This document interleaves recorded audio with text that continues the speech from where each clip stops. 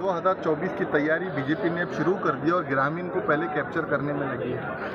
नहीं, ऐसा तो कोई भी पार्टी हो वो चुनाव की तैयारी करते हैं, लेकिन भाजपा का जो अभी तक का व्यवहार है, जो एक चुनाव जीतने के बाद दूसरे दिन से हम 5 साल तैयारी करते हैं और उसका मतलब है कि आखिरी साल में ज़्यादा से ज़्यादा प्रयत्न होते, लेकिन चुनाव का समय और चुनाव की तारीख हम ध्यान में रखते हैं, ऐसा प्रयत्न करते और भाजपा की वो परंपरा भी है।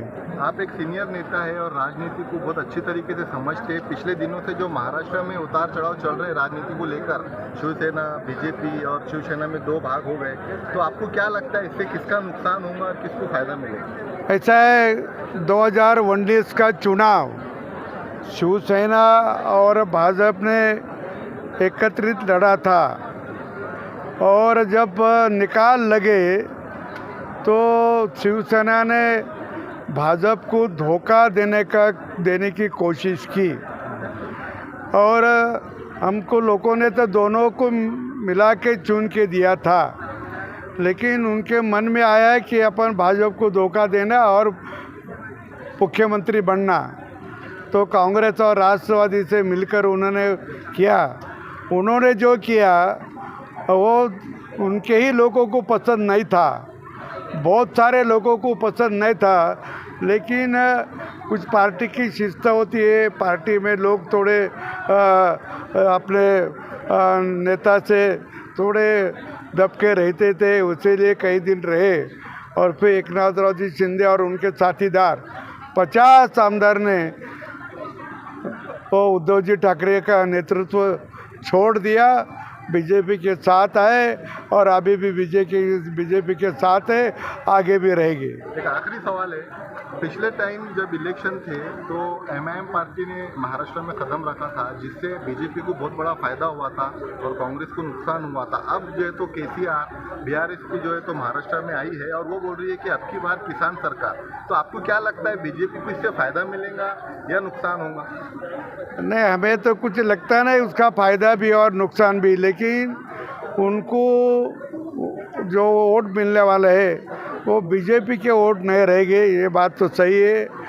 और केसीआर को तो ये उसको राष्ट्रीय पक्ष बनाना है और राष्ट्रीय पक्ष बनाने के केवल 4 प्रदेश में कुछ प्रतिशत वोट मिलना चाहिए, वो राष्ट्रीय पक्ष बनाने के लिए इधर आ रहे, चुन के आने के लिए नहीं। नाना चलते चलते बता दीजिए, महाराष्ट्र में फिर से एक बार बीजेपी सरकार बनेगी? जरूर बनेगी। नरेंद्र जी मोदी साहेब यांनी देशाच्या कारभाराची सूत्र घेऊन 9 वर्ष पूर्ण झाली।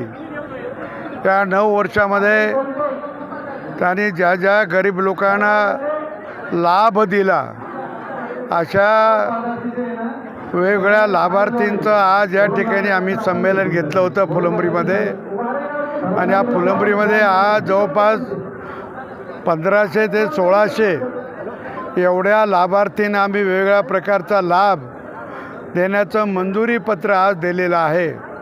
त्याच्यामध्ये सिंचन विहिरी असतील, ठिबक असेल, आरोग्याचं आयुष्यमान भारतचं कार्ड असेल, कृषी खात्याकडून ट्रॅक्टर असतील, हार्वेस्टर्स असतील, या सगळ्याचा लाभ, त्याचबरोबर कामगाराला सुद्धा आम्ही 300 कामगाराला त्याला एक किट दिली, एक पेटी दिली त्याला, तोही लाभार्थी या ठिकाणी होता आणि म्हणून या सगळ्या लाभार्थीला आम्ही आज लाभ दिला।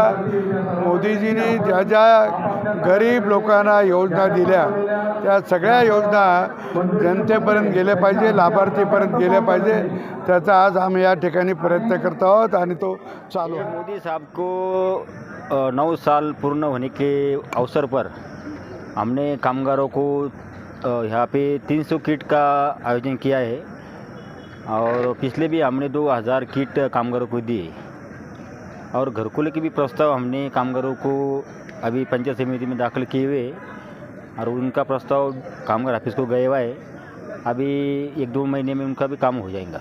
आज बाबरे नाना जो विधानसभा पूर्व अध्यक्ष रह चुके हैं, उनके हाथों आपने किट वाटप की है। हाँ, क्या कहेंगे, कैसा प्रभाव है फुलंबरी में बीजेपी का? नहीं, बीजेपी के तो एमएलए यहाँ चुन के आने वाला है, इसमें कोई शंका नहीं है। अभी तक तो बीजेपी की यहाँ बहुत अच्छी पर्सनैलिटी है और लोगों का भी सपोर्ट अच्छा है, और क्योंकि लोगों को बीजेपी ने बहुत सारा काम किया है यहाँ ग्राउंड लेवल पे। वहाँ पे शेतकरी को गोरे का गोठा होगा, सिंचन भी होंगी, कामगार का भी जो किट का कार्यक्रम वो भी हमने यहाँ पे किया है। आपका नाम और पोस्ट कहाँ से आते हैं आप? मेरा नाम है दादाराव बालाजी तुपे, मेरा गांव है सेलगांव, पोस्ट पिरवाड़ा, तालुका फुलंब्री, जिला संभाजीनगर। बीजेपी में क्या पोस्ट है आपकी और सोशल वर्कर कब से है आप? मैं बीजेपी में कामगार मोर्चा का तालुका अध्यक्ष हूँ और मैं पार्टी से कम 20 साल से जुड़े हुआ हूँ। आगे पार्टी से क्या उम्मीद है, इलेक्शन में खड़े रहने वाले टिकट? मेरा पार्टी की जिम्मेदारी, अब जितना आपने काम किया है तो मेरे को लगता है कि पार्टी अपने को कोई तो भी एक तो जिला अध्यक्ष पद देंगी, नहीं तो एखादा पंचायत समिति की टिकट, नहीं तो जिला परिषद टिकट मैं मांगनी करने वाला ये साल। हम देखेंगे पार्टी की। मिल जाएगा बोले? हाँ, उम्मीद है आपको मिलेगा? आपका काम नहीं, अपन मांगनी करने का काम है, देने का काम पार्टी का है। पार्टी जो करेंगी वो अपने को मान्य है। बरोबर आहे. थांबा 2 मिनिटं व्हिडिओ काढतो.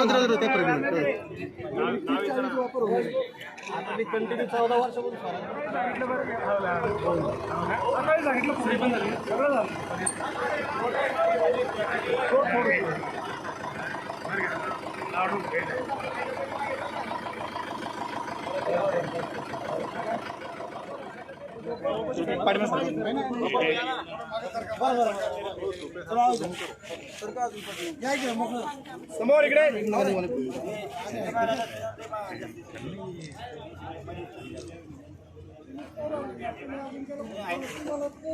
समोर चला.